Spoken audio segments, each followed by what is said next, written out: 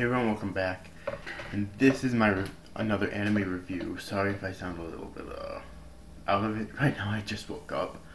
But this is my review of the anime series Golden Time, which was another one of the anime that aired for the fall of 2013, and it just ended a few weeks ago.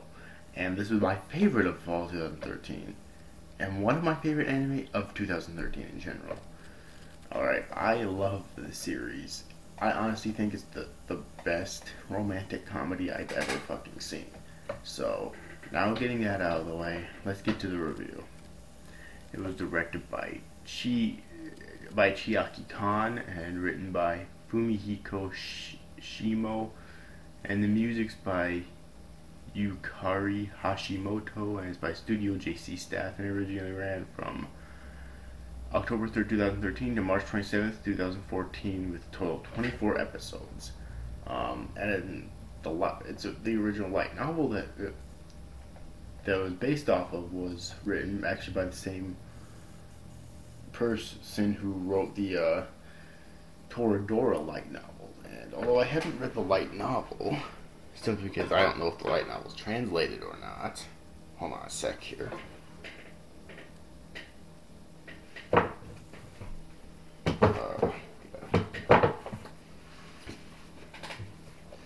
I do have all four, or the first four, rather, not all four, the first four volumes of the manga that I bought.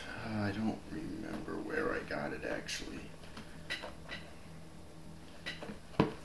Yeah, I don't remember where I got it. I know my Akunohana and FMA first four volumes I got at Barnes & Noble. I don't remember if I got these at the same place, but either way though, yeah, I've had them for a while. I've already read them.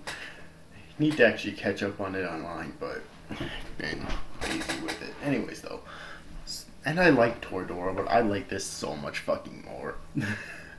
Alright. And there's lots of reasons for this, but I'll explain it to you as soon as I get through with the plot summary. So, Tada Banri is a newly admitted student at a private law school in Tokyo. Due to the after effects of a fall from a bridge shortly after his high school graduation, he has lost all of his memories prior to the accident, which includes like all of his friends, family, anyone else he's ever met, and himself. Banri finds himself completely lost after the opening ceremony and tries to find his way to the freshman orientation. Along the way, he runs into another lost freshman from the same school, Mitsuo Yanagisawa, and they immediately hit it off. Somehow arriving at their intended goal just in time, they appear in front of them a beautiful girl holding a bouquet of roses, who congratulates Mitsuo on getting into the school, then hits him across the face with them before tossing the bouquet into his lap and leaving. And that's pretty much how the series starts.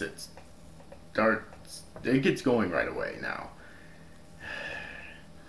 First off, the plot it's a romantic comedy, and that's really all there is to say about it. It's a unique one, but there's really nothing more for me to say about the plot. Really, it's the characters that makes this series so unique and stand out from other romantic comedies. Alright. First off, our main character is Tada Banri, who it's an interesting dilemma with him, because Banri lost his memories, as I just previously explained, and this includes of a girl that he once fell in love with in the past and actually confessed his feelings to. He was named Linda. He was waiting on the bridge for her. Alright, but then he ended up falling over the edge, so she couldn't tell him whether she accepted his feelings or not. Alright, out of the two females, Linda's probably, at least based on personal bias, my favorite one. But that's not to say that Coco's Kaga Coco, who is the woman I mentioned previously with the bouquet of roses and whatnot, necessarily bad because she's not. She came to the school basically stalking Mitsuo at first.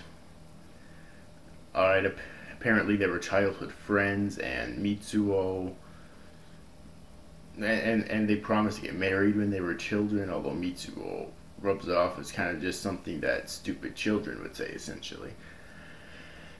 Alright, but she eventually ends up falling in love with Banri, and that's essentially where the conflict in the series comes into play because Linda,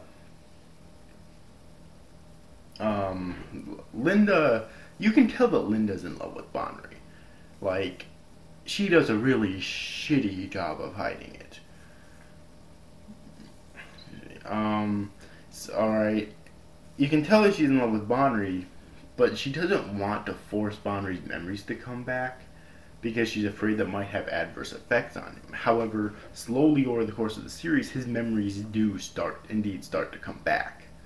Alright, and that's really where the conflicts arisen at, because you oftentimes see this character called Banri's Ghost, who is like, none of the other characters actually see him, but he's like Banri's past self who wants Linda so badly, but then the current Banri ends up falling in love with Coco. Alright. However, the current Banri also knows at this point that he was also in love with Linda in the past, and this sort of like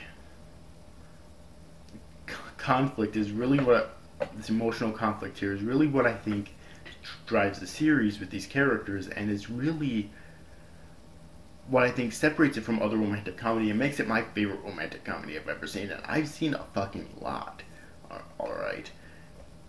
There's several things about this that I like better than any other I've seen. First off, I love both of the female leads equally.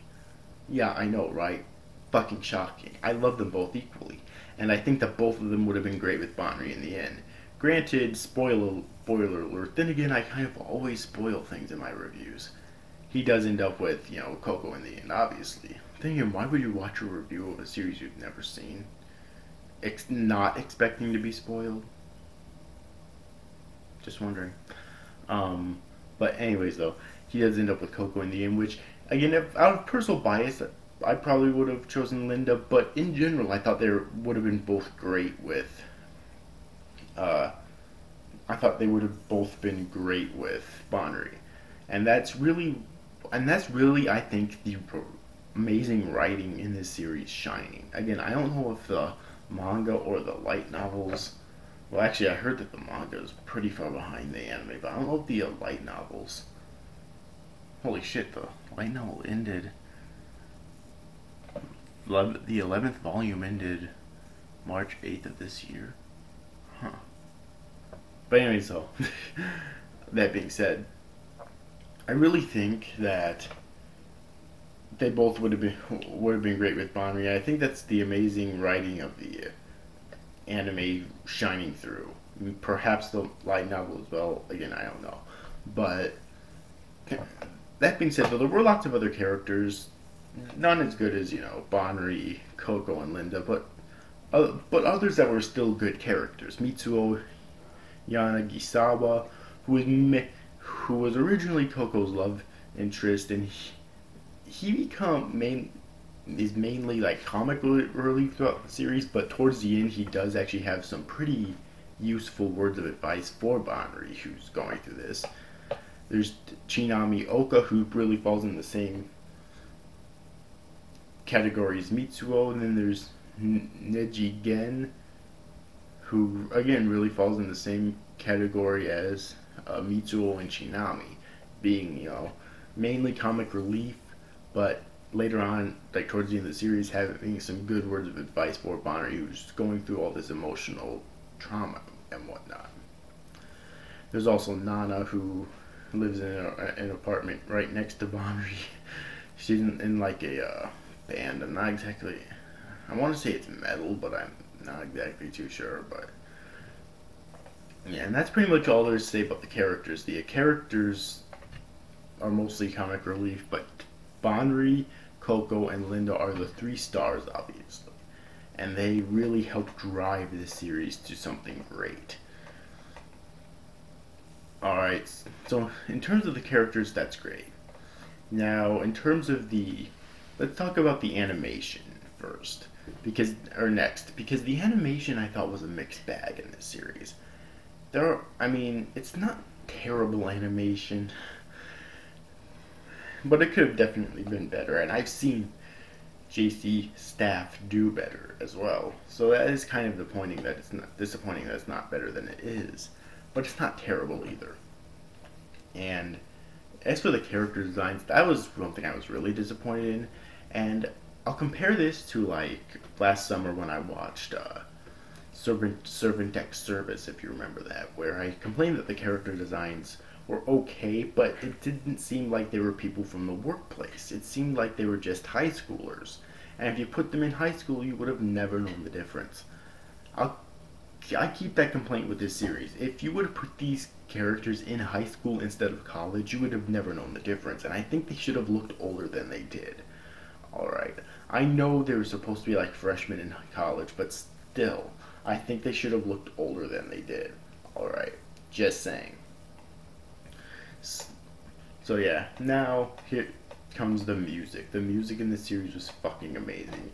The comedic scene music, like always, wasn't anything to speak about so much, but when you got to a really dramatic or emotional scene, the music was so beautiful. Alright.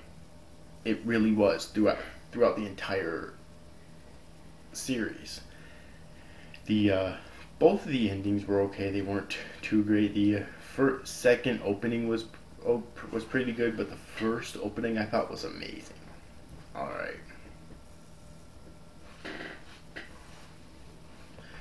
Anyways, though, I think that's pretty much gonna wrap up this review.